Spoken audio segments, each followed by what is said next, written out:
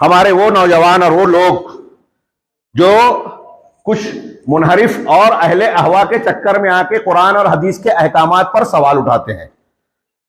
हाँ, जैसे आजकल चल रहे हैं नए नए फितने, अरे फला हदीस वो अकल में नहीं आती, फला रिवायत वो साइंस के हिसाब से जो है उस पर सवालात उठते हैं, हम जवाब नहीं दे पाते।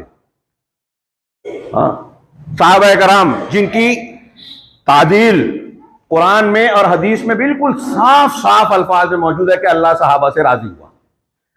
तुम्हारा ईमान और हिदायत उस वक्त अल्लाह के यहां कबूल होगी जब सहाबा कराम की तरह ईमान होगा। फ़इन आमनु बिमिस्लि मा आमनतुम बिही फ़क़द इह्तदौ।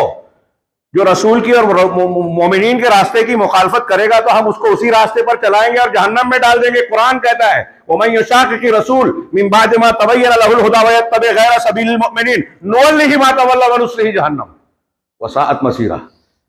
अल्लाह के रसूल सल्लल्लाहु अलैहि वसल्लम फरमाते हैं कि मेरे सहाबा में से किसी को बुरा ना करो, अगर उनमें से किसी एक ने एक मुद आधा मुद अल्लाह के रास्ते में सदका और खर्च किया है तो तुम्हारे उहुद पहाड़ के बराबर सोना भी उसको नहीं पा पाएगा।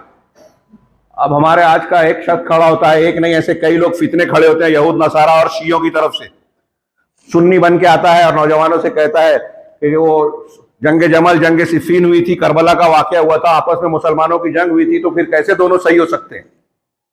कुरान और हदीस के मुहकम और साफ अहकामात जो मौजूद हैं, जिसकी बुनियाद पर तमाम अहले सुन्नत वल जमात, तमाम मुहद्दिसीन, तमाम इमामों का यह मौक़िफ़ है कि तमाम सहाबा कराम हाँ वो अल्लाह रब्बुल आलमीन के पसंदीदा है। कोई गैर सहाबी के दर्जे को नहीं पहुंच सकता। किसी एक सहाबी को बुरा भला कहना ईमान से हाथ धोने, फासी को फाजिर होने, बेदीन होने की अलामत है।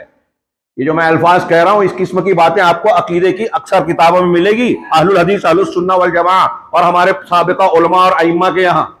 लेकिन आज एक शख्स खड़ा होता है, एतराज करता है और हमारा नौजवान उसके पीछे चलने लगता है।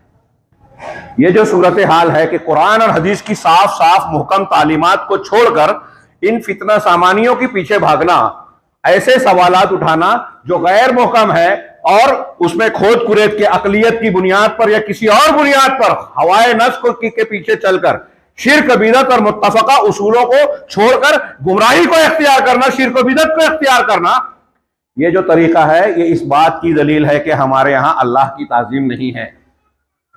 अल्लाह की ताजीम अगर दिल में होगी तो सैयदना अबू बकर सिद्दीक, उमर फारूक और दूसरे सहाबा कराम जो अहले ईमान का नमूना हमारे सामने है सहाबा का, कि अल्लाह और रसूल की कैसे इताअत की जाती है, माना जाता है, ईमान लाया जाता है।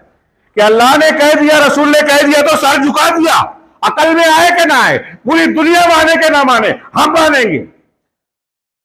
नबी करीम सल्लल्लाहु अलैहि वसल्लम ने बताया सुबह में कि रात को मेराज का वाकया हुआ, मक्का से बैतुल मक़दिस गए, वहां से 7 आसमान की सैर करके आए।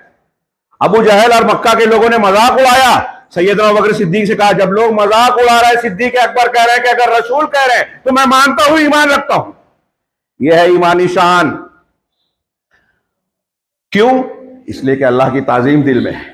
अल्लाह की अजमत व किबरियाई जब दिल में है तो उसकी और उसके रसूल की बात के ताल्लुक से हम सवालिया निशान करें, उठाएं, एतराज और शक व शुबे की बुनियाद पर नामुमकिन है। समझने के लिए सवाल करना अलग है कि यह आयत मेरी समझ में नहीं आ रही है, मौलवी साहब समझा दीजिए।